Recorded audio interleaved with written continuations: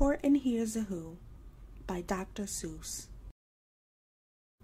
On the 15th of May, in the jungle of New, in the heat of the day, in the cool of the pool, he was splashing, enjoying the jungle's great joys, when Horton the elephant heard a small noise. So Horton stopped splashing. He looked toward the sound. "That's funny," thought Horton. "There's no one around." Then he heard it again, just a very faint yelp, as if some tiny person were calling for help. "I'll help you," said Horton. "But who are you? Where?"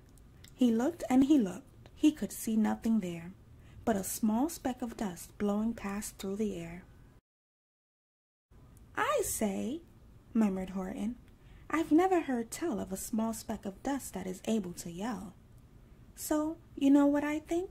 Why, I think that there must be someone on top of that small speck of dust, some sort of creature of very small size, too small to be seen by an elephant's eye. Some poor little person who's shaking with fear that he'll blow in the pool. He has no way to steer. I'll just have to save him, because, after all, a person's a person, no matter how small." So, gently, and using the greatest of care, the elephant stretched his trunk through the air, and he lifted the dust speck and carried it over, and placed it down, safe on a very soft clover. "Humph!" humphed a voice. 'Twas a sour kangaroo, and the young kangaroo in her pouch said, "Humph!" too. "Why, that speck is as small as the head of a pin. A person on that? Why, there never has been." "Believe me," said Horton, "I tell you sincerely. My ears are quite keen, and I heard him quite clearly. I know there's a person down there, and, what's more, quite likely there's two, even three, even four. Quite likely a family, for all that we know. A family with children just starting to grow. So, please," Horton said, "as a favor to me, try not to disturb them. Just please let them be." "I think you're a fool," laughed the sour kangaroo, and the young kangaroo in her pouch said, "Me too." "You're the biggest blamed fool in the jungle of New." And the kangaroos plunged in the cool of the pool. "What terrible splashing!" the elephant frowned. "I can't let my very small persons get drowned. I've got to protect them. I'm bigger than they." So he plucked up the clover and hustled away. Through the high jungle treetops, the news quickly spread. "He talks to a dust speck. He's out of his head. Just look at him walk with that speck on that flower." And Horton walked, worrying, almost an hour. "Should I put the speck down?" Horton thought with alarm. "If I do, these small persons may come to great harm. I can't put it down, and I won't. After all, a person's a person, no matter how small." Then Horton stopped walking. The speck voice was talking. The voice was so faint he could just barely hear it. "Speak up, please," said Horton. He put his ear near it.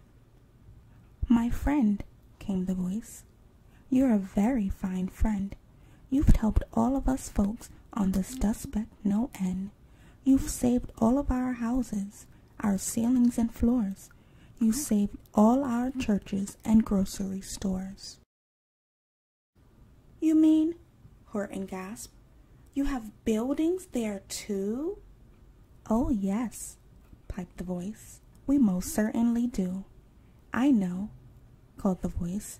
"I'm too small to be seen. But I'm mayor of a town that is friendly and clean. Our buildings, to you, would seem terribly small, but to us, who aren't big, they are wonderfully tall. My town is called Whoville, for I am a Who, and we Whos are all thankful and grateful to you." And Horton called back to the mayor of the town, "You're safe now. Don't worry. I won't let you down." But just as he spoke to the mayor of the speck, 3 big jungle monkeys climbed up Horton's neck. The Wickersham brothers came shouting, "What rot! This elephant's talking to who's who are not. There aren't any who's, and they don't have a mayor, and we're going to stop all this nonsense. So there." They snatched Horton's clover. They carried it off to a black-bottomed eagle named Vladikoff, a mighty strong eagle of very swift wing, and they said, "Will you kindly get rid of this thing?" And before the poor elephant even could speak, that eagle flew off with the flower in his beak. All that late afternoon and far into the night, that black-bottomed bird flapped his wings in vast flight, while Horton chased after, with groans, over stones that tattered his toenails and battered his bones, and begged, "Please don't harm all my little folks, who have as much right to live as us bigger folks do." But far, far beyond him, that eagle kept flapping, and over his shoulder called back, "Quit your yapping. I'll fly the night through. I'm a bird, I don't mind it, and I'll hide this tomorrow where you'll never find it." And at 6:56 the next morning he did it. It sure was a terrible place that he hid it. He let that small clover drop somewhere inside of a great patch of clovers 100 miles wide. "Find that," sneered the bird, "but I think you will fail," and he left with a flip of his black-bottomed tail. "I'll find it," cried Horton. "I'll find it or bust. I shall find my friends on my small speck of dust." And clover by clover by clover with care, he picked up and searched them and called, "Are you there?" But clover by clover he found that the one that he sought for was just not around. And by noon poor old Horton, more dead than alive, had picked, searched, and piled up 9,005. Then on through the afternoon, hour after hour, till he found them at last on the 3,000,000th flower. "My friends," cried the elephant, "tell me, do tell, are you safe? Are you sound?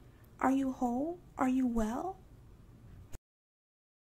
From down on the speck came the voice of the mayor. "We've really had trouble, much more than our share. When that black-bottomed birdie let go and we dropped, we landed so hard that our clocks haven't all stopped. Our teapots are broken, our rocking chairs smashed, and our bicycle tires all blew up when we crashed. So, Horton, please," pleaded the voice of the mayor's, "will you stick by us who's while we're making repairs?" "Of course," Horton answered. "Of course I will stick. I'll stick by you small folks through thin and through thick." Humphed a voice. "For almost 2 days you've run wild and insisted on chatting with persons who've never existed. Such carrying-ons in our peaceable jungle. We've had quite enough of your bellowing bungle. And I'm here to state," snapped the big kangaroo, "that your silly nonsensical game is all through." And the young kangaroo in her pouch said, "Me too." With the help of the Wickersham brothers and dozens of Wickersham uncles and Wickersham cousins and Wickersham in-laws, whose help I've engaged, you're going to be roped and you're going to be caged. And as for your dust speck, that we shall boil in a hot steaming kettle of beezel-nut oil. "Boil it?" gasped Horton. "Oh, that you can't do. It's all full of persons. They'll prove it to you." "Mr. Mayor! Mr. Mayor!" Horton called. "Mr. Mayor, you've got to prove now that you really are there. So call a big meeting, get everyone out, make every who holler, make every who shout, make every who scream. If you don't, every who is going to end up in a beezel-nut stew." And down on the dust speck, the scared little mayor quick called a big meeting in Whoville town square. And his people cried loudly. They cried out in fear, "We are here! "We are here! We are here! We are here!" The elephant smiled. "That was clear as a bell. You kangaroos surely heard that very well." "All I heard," snapped the big kangaroo, "was the breeze and the faint sound of wind through the far distant trees. I heard no small voices, and you didn't either." And the young kangaroo in her pouch said, "Me neither." "Grab him," they shouted, "and cage the big dope. Lasso his stomach with 10 miles of rope. Tie the knots tight so he'll never shake loose. Then dunk that dumb speck in the bezel nut juice." Horton fought back with great vigor and vim, but the Wickersham gang was too many for him. They beat him, they mauled him, they started to haul him into his cage, but he managed to call to the mayor, "Don't give up, I believe in you all. A person's a person, no matter how small. And you very small persons will not have to die if you make yourselves heard. So come on now and try." The mayor grabbed a tom-tom. He started to smack it, and all over Whoville they whooped up a racket. They rattled tin kettles, they beat on brass pans, on garbage pail tops and old cranberry cans. They blew on bazookas and blasted great toots, on clarinets, oompas, and boompas and flutes. Great gusts of louder racket banged high through the air. They rattled and shook the whole sky, and the mayor called up through the howling mad hoobaloo, "Hey, Horton, how's this? Is our sound coming through?" And Horton called back, "I can hear you just fine, but the kangaroo's ears aren't as strong quite as mine. They don't hear a thing. Are you sure all your boys are doing their best? Are they all making noise? Are you sure every who down in Whoville is working? Quick, look through your town. Is there anyone shirking?" Through the town rushed the mayor, from the east to the west, but everyone seemed to be doing his best. Everyone seemed to be yapping or yipping. Everyone seemed to be beeping or bipping. But it wasn't enough. All this ruckus and roar. He had to find someone to help him make more. He raced through each building. He searched floor to floor. And just as he felt he was getting nowhere, and almost about to give up in despair, he suddenly burst through a door, and that mayor discovered one shirker quite hidden away in the Fairfax Apartments, apartment 12J. A very small shirker named Jojo was standing, just standing, and bouncing a yo-yo, not making a sound, not a yip, not a chirp. And the mayor rushed inside, and he grabbed the young twerp. And he climbed with the lad up the Eiffelberg Tower. "This," cried the mayor, "is your town's darkest hour. The time for all who have blood that is red to come to the aid of their country," he said. "We've got to make noises in greater amounts. So open your mouth, lad, for every voice counts." Thus he spoke as he climbed. When they got to the top, the lad cleared his throat and shouted out, "Yap!" And that yap, that one small extra yap, put it over. Finally, at last, from that speck of that clover, their voices were heard. They rang out clear and clean, and the elephant smiled. "Do you see what I mean? They've proved they are persons, no matter how small, and their whole world was saved by the smallest of all."